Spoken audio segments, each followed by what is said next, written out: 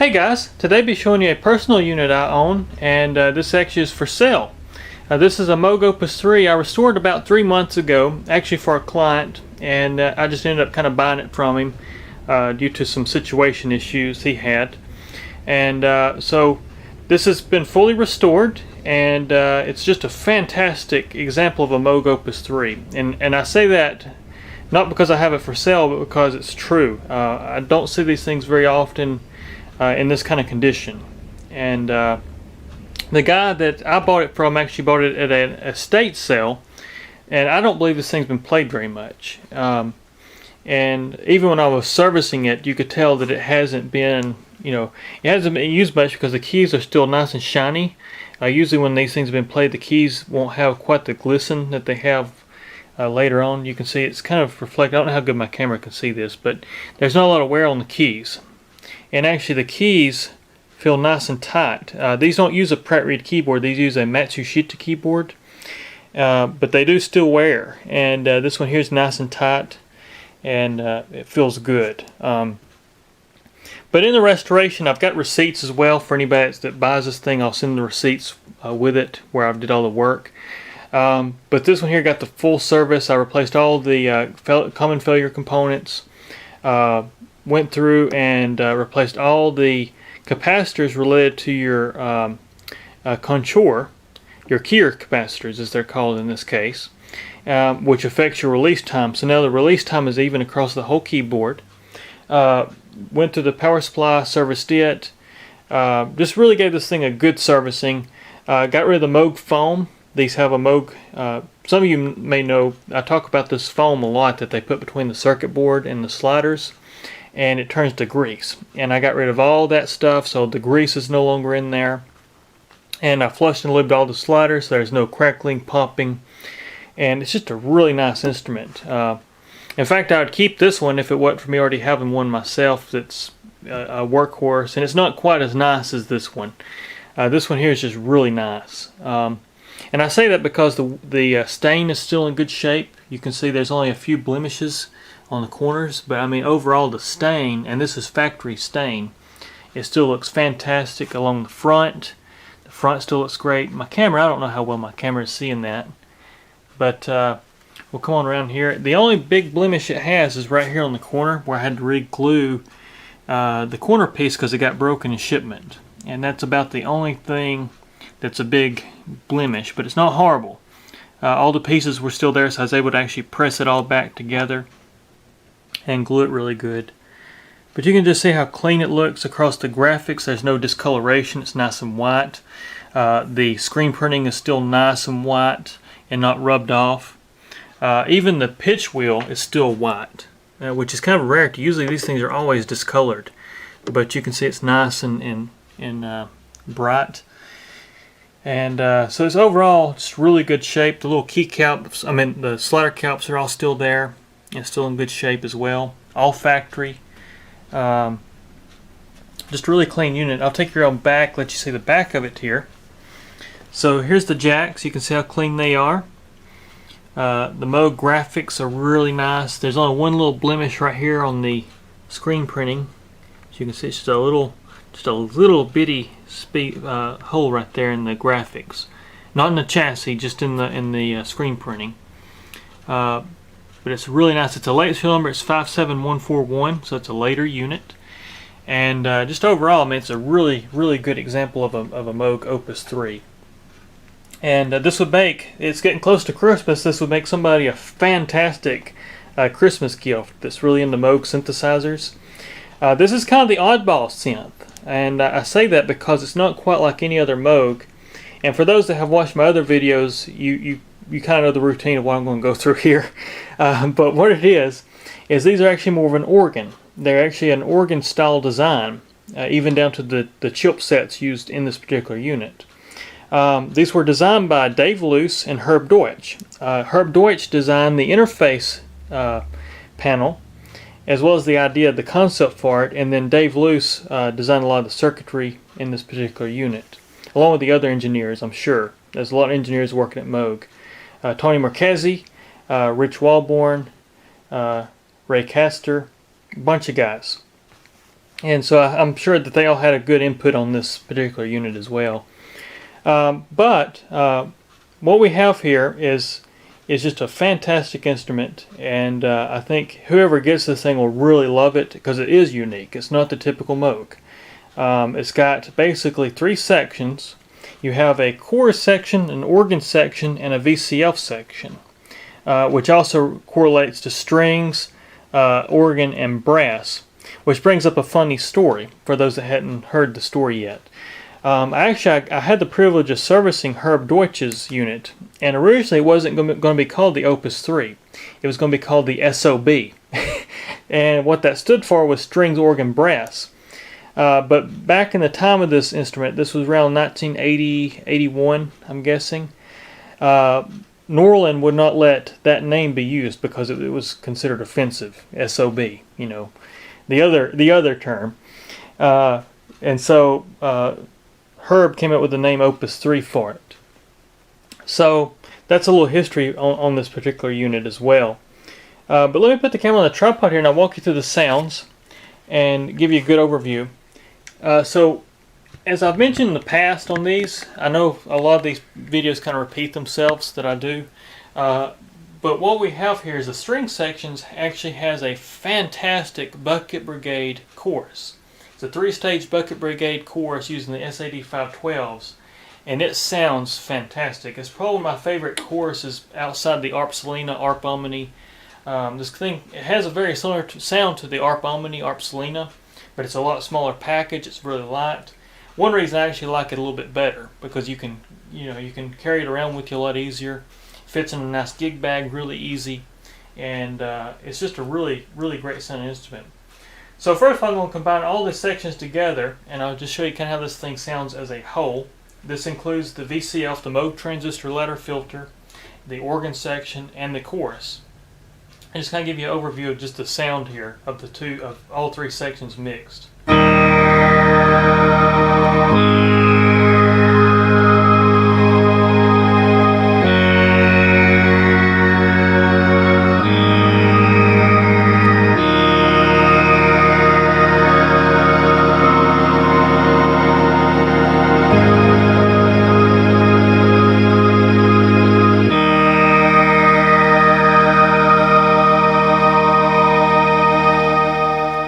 So you can hear how well everything mixes together. We'll start with the string section first. And so this is the chorus, the 3-stage Bucket Brigade chorus. And you got some control over this. You've actually got 1 stage of a Polymoog resonator for the filter of the string section, as well as a selection of chorus speed and amount, depth, as well as a delay, which uses your modulation delay. So we'll start here with just this is just the chorus.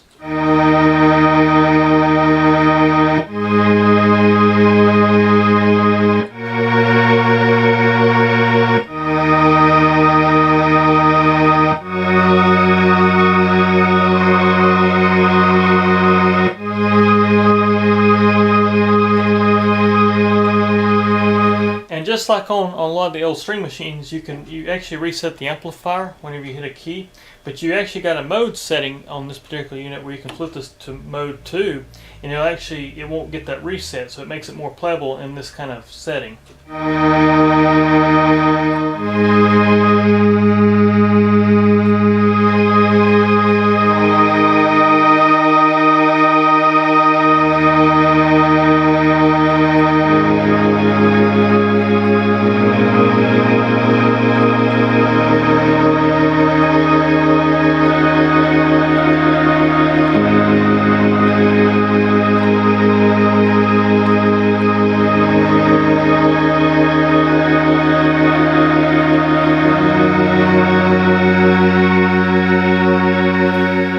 It doesn't reset notes every time I let off the keys. In mode 1 it will. And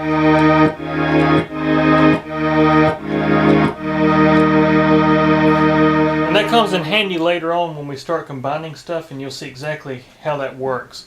So we got the resonator stage of the string section, which I'll go over that. You got a low pass, band pass, and high pass. And you've also got a selection of what footage you want. So we got 8, 4, and both. Then we got the frequency and resonance.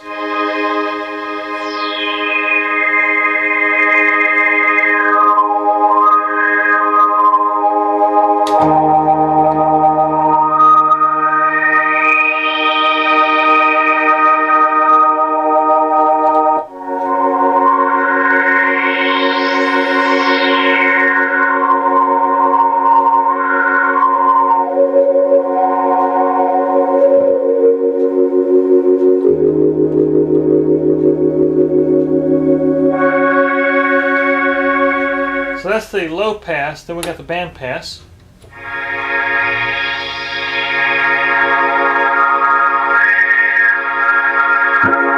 Low pass.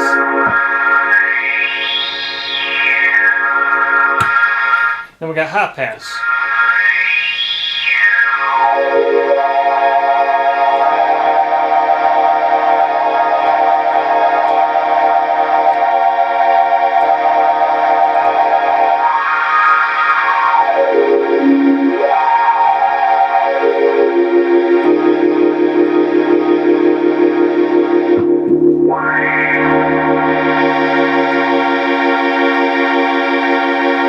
So you can hear your resonator stages, really handy, and you can hear just how much that shapes the sound. And when you start combining the other sections when you're playing with the resonance, it's really cool. So then you got your chorus depth, so we can actually control the depth of this chorus. So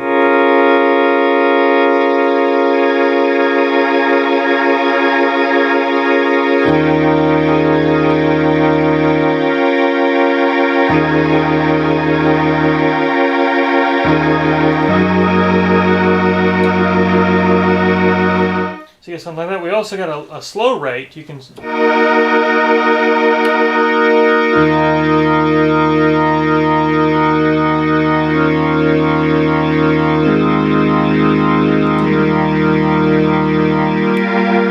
yeah, that works. We also got a delay. So we'll turn a delay up here in our modulation section, and you'll hear the chorus slowly come in.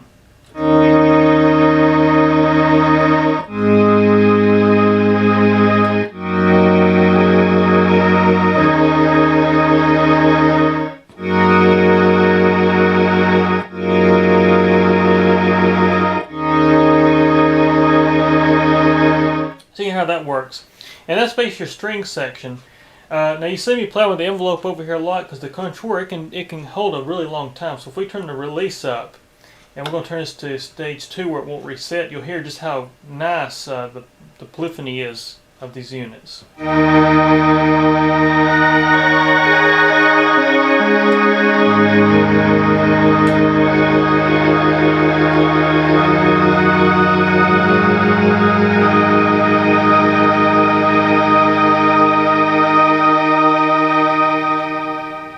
You can hear how long it ain't quite as long as a poly Moog, but it's pretty nice having that long release time because it's unlimited polyphony, just like a lot of organs. We'll set a fast attack. You can hear that the attack works.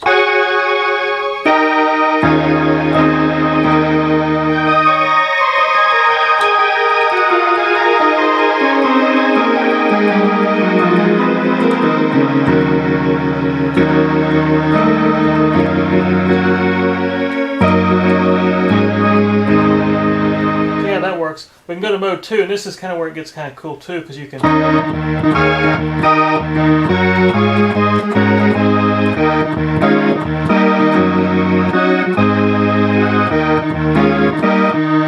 how that works. So you get a little faster repeat. That really comes in handy with the organ.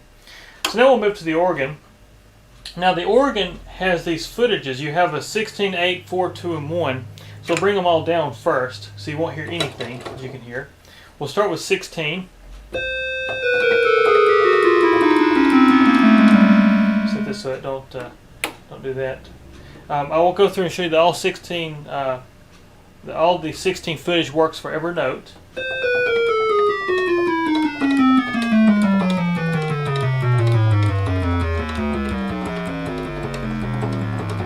So there's your 16.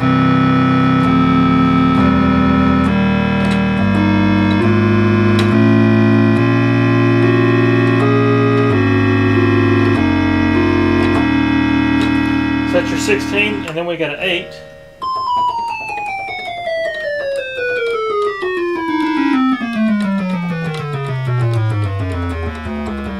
That's the example when I didn't loft the notes. You can hear it doesn't reset. Turn it up just a little bit. So that's your 8, your 4.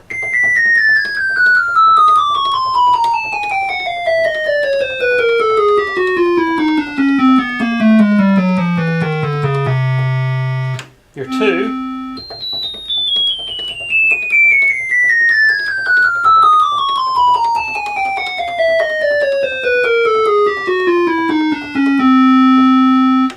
And then your 1. Now this might be harder here in the upper registry.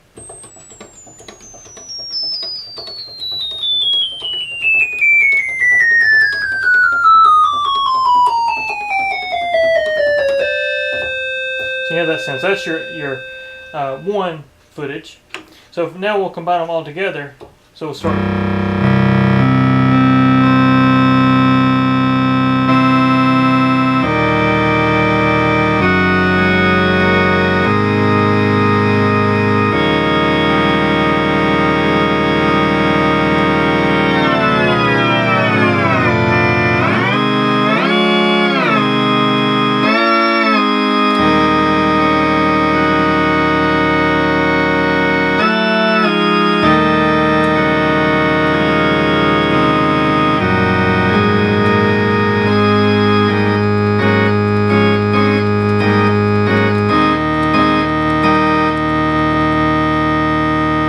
This is where the reset kind of plays in, because the organ, you can get those.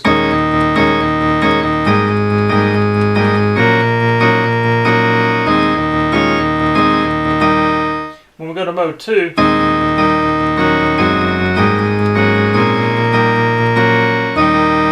as long as you have a slow release, it isn't too bad, but if you want a longer release time, it starts getting muddy.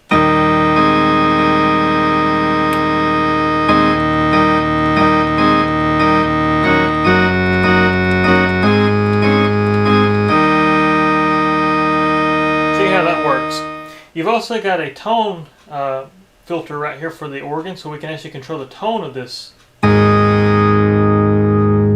You basically change the brightness.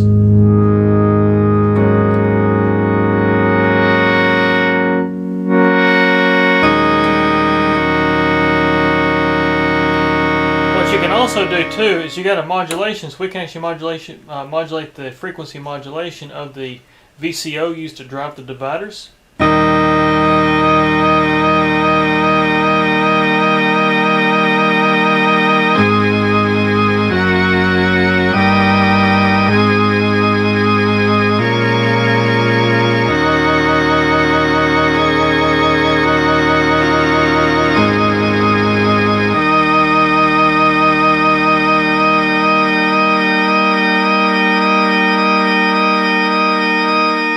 Control the amount of that as well.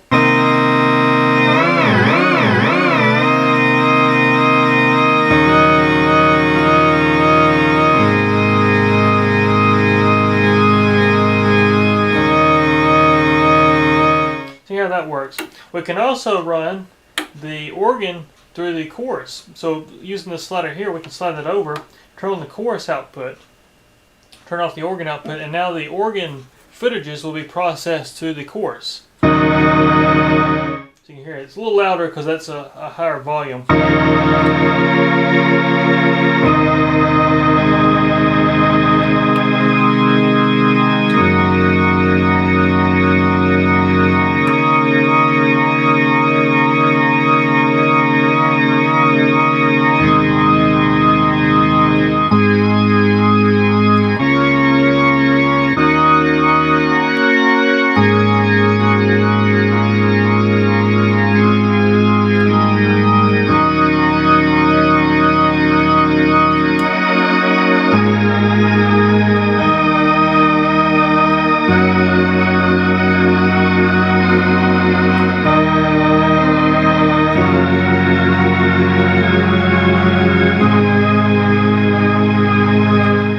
So that's really the organ section with the chorus. We can slide that back. Now you're back into this, and we'll turn the organ back on. Now we're back with the organ output. So that's your organ section, string section.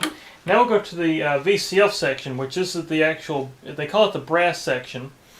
And you got basically 3 footage of this. You got a 16, 8, and 4 footage.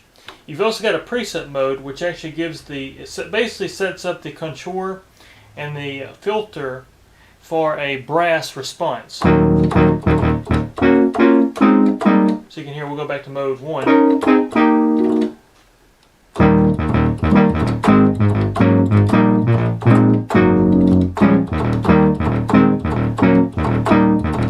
We can change our octaves. That's 8 and 4. We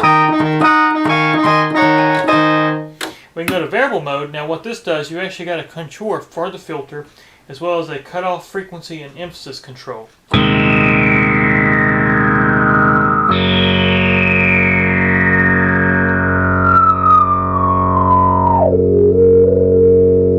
This thing has a classic Moog filter. As you can hear, it self-oscillates really nicely.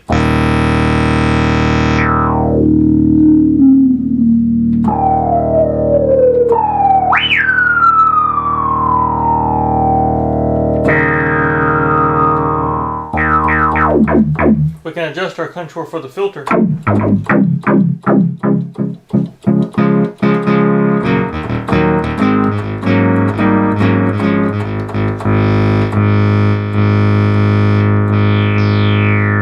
You got a contour mount as well, so if you don't want any contour,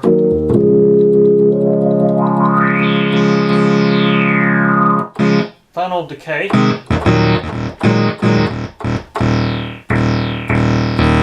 And you combine those together.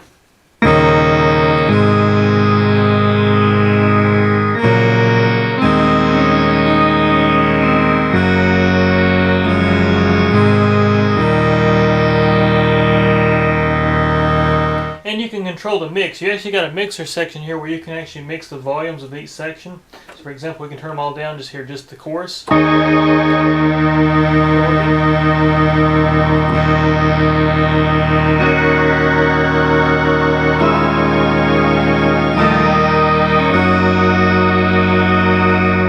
Make a slow attack. And then actually what you'll hear with the attack is you actually hear the chorus come in slowly separate from the other sections.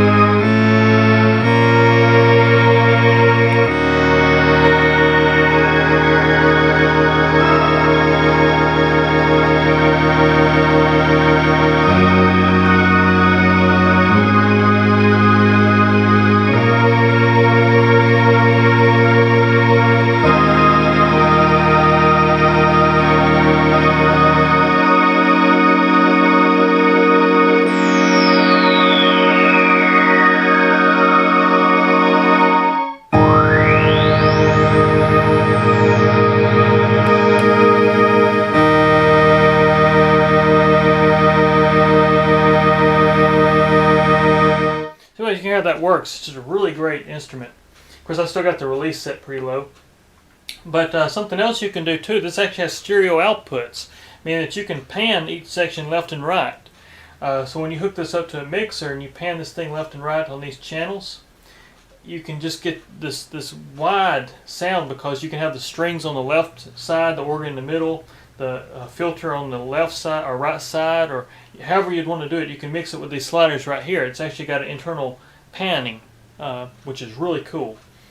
But that's the Opus 3. I just want to take a minute and go over this thing and show you guys what's available here. And like I say, I'll have a link below where you can go check this thing out if you're interested.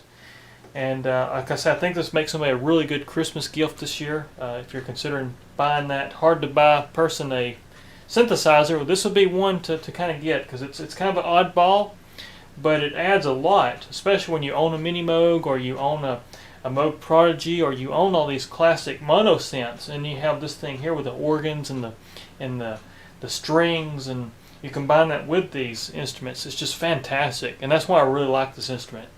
It really complements analog mono synths really well, and it's a Moog. It's actually it's a Moog product, and so it fits in really well with a collector as well.